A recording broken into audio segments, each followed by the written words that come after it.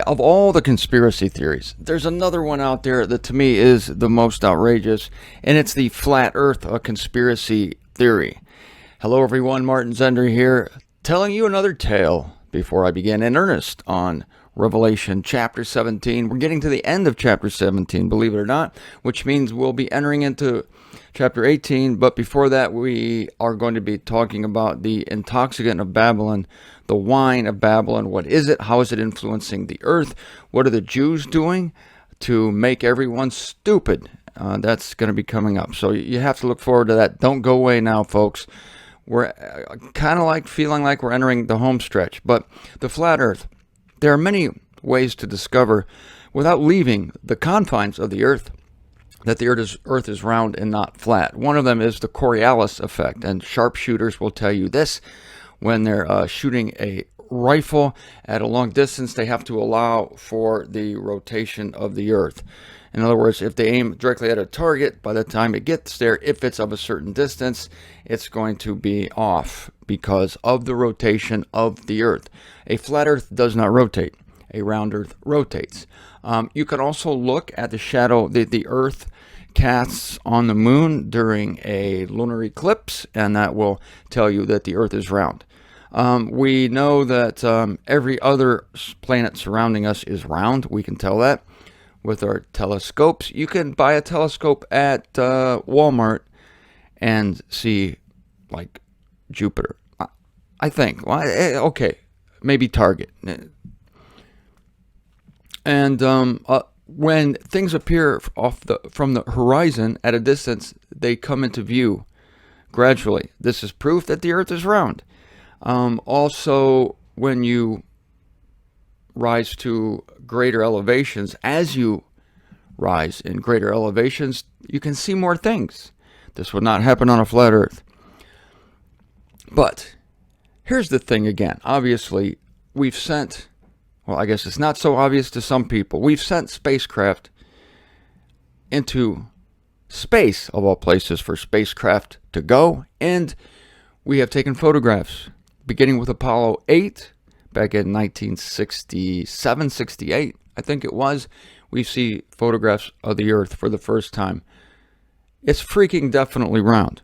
But you see, all these photos are faked. It's a conspiracy by NASA and by all these people who are sending us. The public gets false photographs. All the Skylab pictures, all the spacewalking missions of the space shuttle where they're sending back footage, and you can obviously see the curvature of the earth. It's all fake. They want you to think it's round. Now, why anyone would want you to think the earth is round when it's really flat? The first thing I look for is motivation with these conspiracy theories, and I cannot for the life of me figure out the motivation. I can figure out the motivation of the Kennedy assassination conspiracies, which have been completely debunked. Gerald Posner, to me, is the best book written on that topic, called Case Closed. The book's this thick. If you can read this book, as I have, and still think that the Kennedy assassination was a vast conspiracy, there were multiple shooters, one on the grassy knoll, Oswald did not act alone. Okay, you're crazy if you read that book and still think it's a conspiracy. But I see the motivation there. Nobody wants to think that the leader of the free world was killed by a crackpot, one guy who just wanted to be famous. So, anyhow, back to space photos. When you're depending upon thousands of people to maintain silence, if your conspiracy theory rests on that, and this is what happens with the flat earth theory, as soon as you start talking about the photographs from space, NASA's in on it. Don't be stupid, NASA. It's faking all the video footage, all the photos from Apollo 8 on, from 1968 to the present. As I'm speaking to you, 2016. Everybody's been faking it. All right, but this is not the worst of it. No, because if the earth is flat, then the tip of South America is many hundreds, if not thousands of miles farther away from the tip of Africa. Think about it. You take the globe, you flatten it, because if it's a sphere, then as the bottom half of the sphere comes back together from the equator heading south, then you have the tip of Africa and the tip of South America coming closer together. But in a flat Earth conspiracy theory, you flatten that Earth, and now the tip of Africa is way farther away from the tip of South America than in a globe situation. The freaky thing about this is that all the navigational charts, whether you're a pilot in the air or pilot on the sea, the charts they're using are different than the charts the rest of us think they're using. They're using flat Earth charts to navigate, because you cannot navigate according to the present maps that we know, us commoners who are being tricked by the millions of conspiracy people who want us to think the Earth is flat. All the pilots are flying on flat Earth charts, and all the people on ships, and they're navigating by flat Earth charts. In other words, they take the round Earth charts with them on the plane or on the boat to make the rest of us think that the Earth is round. But if they navigate by these charts, they're not going to get anywhere, because it's impossible to reconcile round Earth charts with flat Earth charts. So when the pilot gets on the airplane and locks that cabin door, he brings out the flat Earth charts and he recalibrates his instruments, and that's what they navigate by. Just thought I'd say this. Hopefully this helps someone not to be,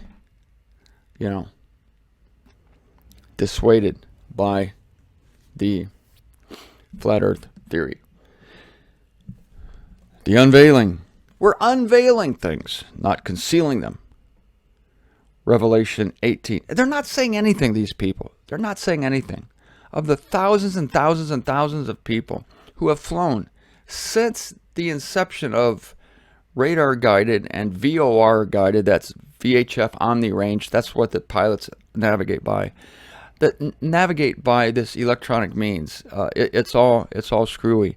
And these tens of thousands of people, none of them have written an expose about the great conspiracy. Again, I can think the Kennedy assassination. It's insane, but I can grasp the motive. Only a great conspiracy could take down a man as important and as great as John F. Kennedy. Please let it not be a crackpot that sent the world into mourning. But this flat Earth thing, for the life of me, I don't see the appeal of a flat Earth. Oh, and by the way, if it's a flat Earth, then you don't have poles. You don't have a polar cap at the top and the South Pole. The Earth would have to be surrounded by a ring of ice. See, a ring of ice surrounding the Earth, because flatten it out. And what happens if anyone sails to the edge of that ice and finds out, and then circumnavigates it, finds out that the Earth is really flat? Well, the people in charge of the conspiracy, the government, they're not going to let you go that far. They have patrols to keep anyone from sailing into the ice at the edge of the flat Earth. And there are probably thousands or millions of them who guard the border of the flat Earth so that nobody, number one, sails off the edge. Number two, nobody finds out that the Earth really is flat, because if they did, what?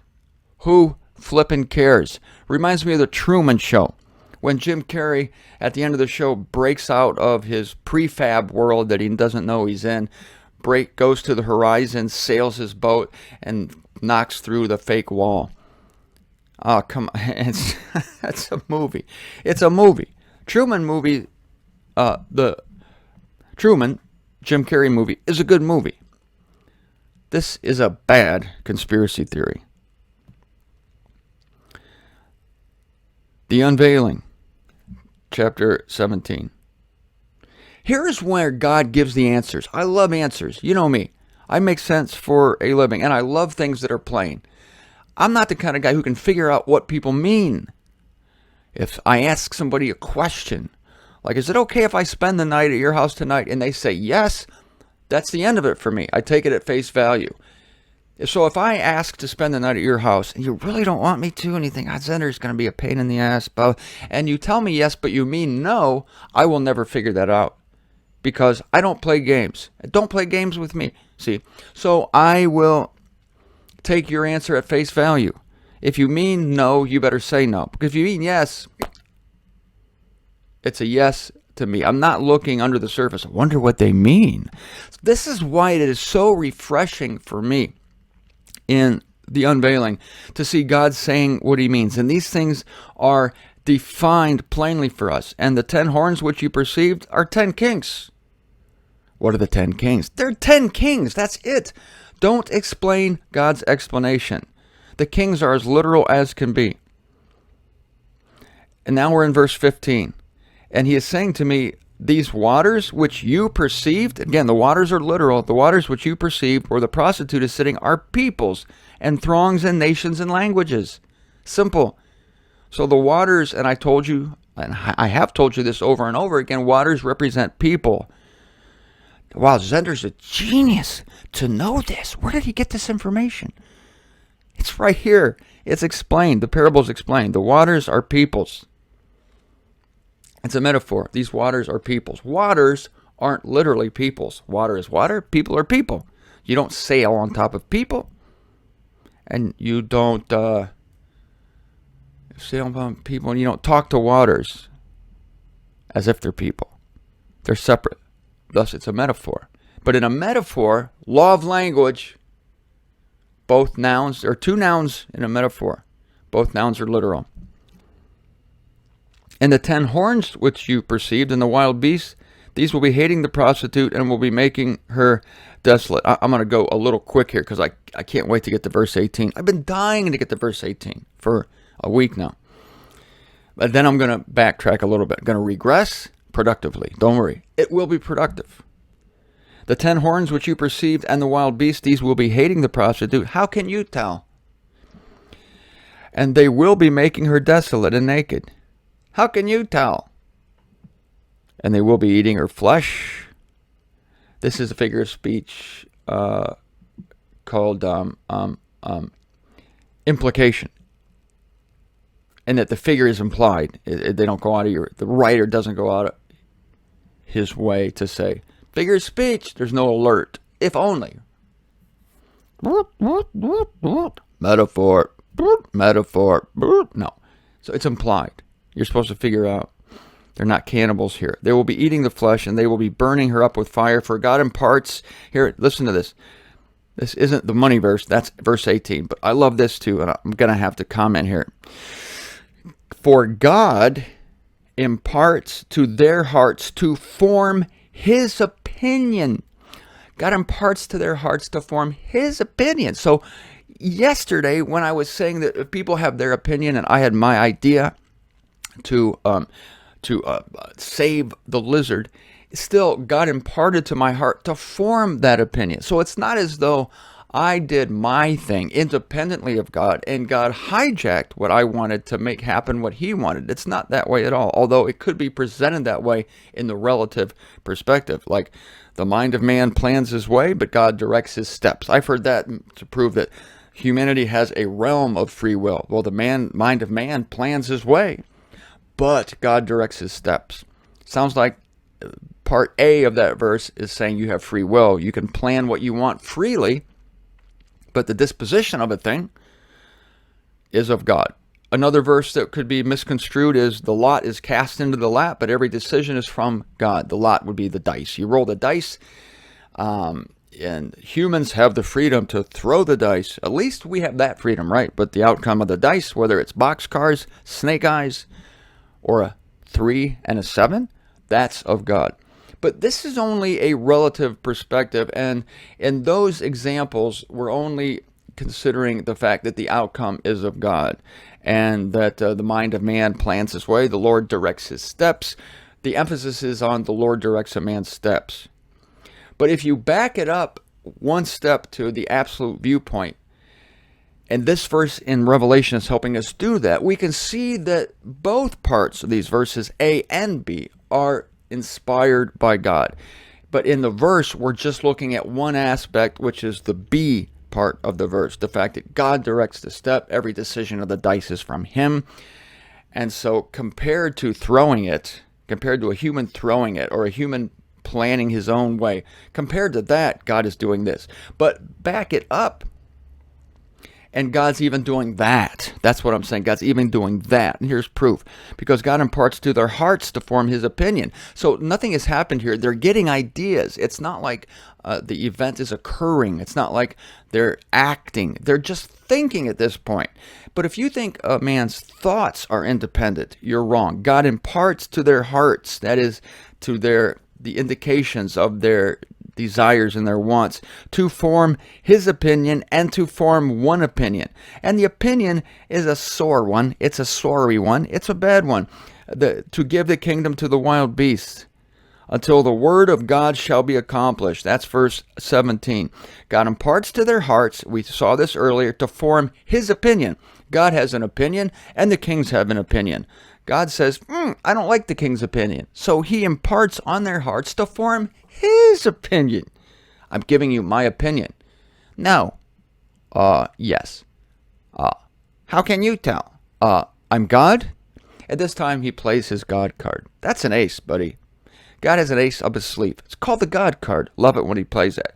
And not only does He cause them to form one opinion, but it's a evil opinion to give their kingdom to the wild beast. Yet this is necessary, that the words of God shall be accomplished. You want more? I got more. But you're going to have to go through the weekend without me.